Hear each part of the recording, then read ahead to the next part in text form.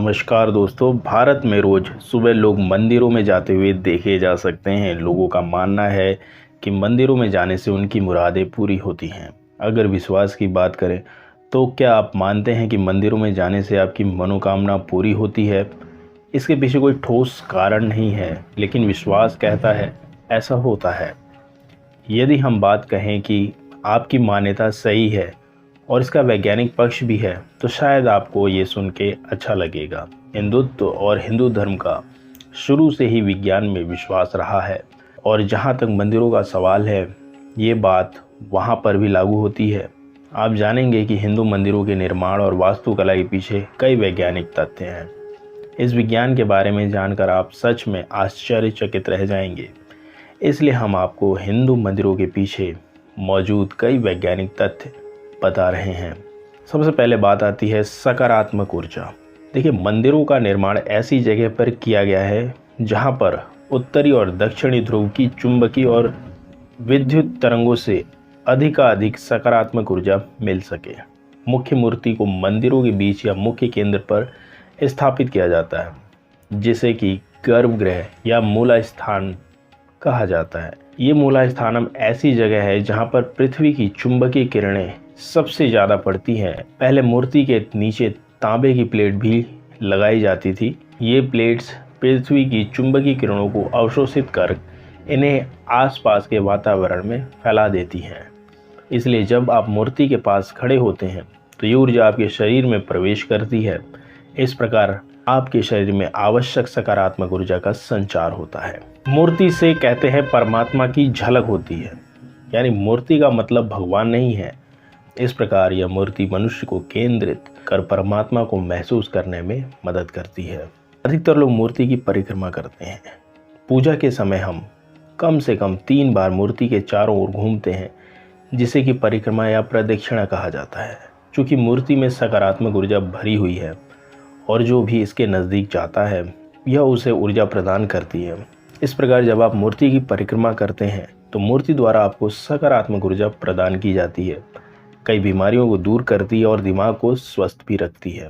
दूसरी बात होती है घंटी बजाना। मंदिर की घंटियाँ सामान्यतः धातु की बनी होती हैं। ये कैडमियम, जस्ता, सीसा, तांबा, निकेल, क्रोमियम और मैग्नीशियम जैसे विभिन्न धातुओं के मिश्रण से बनी होती हैं। इन धातुओं के मिश्रण में भी एक विज्ञान छुपा हुआ है। इन्हें इस तरह से मिलाया जाता है कि घंटी को बजाने पर हर धातु अपनी एक अलग आवाज़ निकालती है। इससे आपके दाएं और बाएं दोनों दिमागों का मिलन होता है। इसलिए जब भी आप घंटी बजाते हैं तो एक तीखी और तेज़ ध्वनि आती है, जो कि कम से कम 7 सेकंड तक रहती है। घंटी की ये गूंज शरीर के 7 चिकित्सा केंद्रों और शरीर के चक्रों को छूती है। इसलिए जब भी ये घंटी बजती है तो आपका दिमाग एकदम शून्य हो जाता है और आप शांत अवस्था में चले जाते हैं। इस अवस्था में आपका दिमाग एकदम ग्रहणशील और जागरूक हो जाता है। अब बात करते हैं प्रसाद की। आपने देखा होगा कि मंदिरों में मूर्तियों को एक मिश्रण से धोकर उसे भक्तों में वितरित किया जाता है, जिसे कि चरणामृत कहा जाता है। इसमें पवित्र तुलसी, केसर, कपूर, इलायची और लौंग मिली होती है। जैसा कि हम जानते हैं कि इन सब में एक अच्छा चिकित्सकीय गुण है। जब इनसे मूर्ति को धोया जाता है तो उसमें मौजूद चुंबकीय विकिरण भी इनमें मिल जाते हैं और इनका चिकित्सकीय गुण और बढ़ जाता है। भक्तों को इसकी 3 चम्मच वितरित की जाती है। पानी जहां मैग्नेटोथेरेपी का एक अच्छा स्रोत है, वहीं लौंग दांतों की रक्षा भी करता है। केसर और तुलसी सर्दी जुकाम से हमें बचाती है। इलायची और कपूर एक प्राकृतिक माउथ फ्रेशनर का काम करती है। दूसरा आता है शंख बजाना।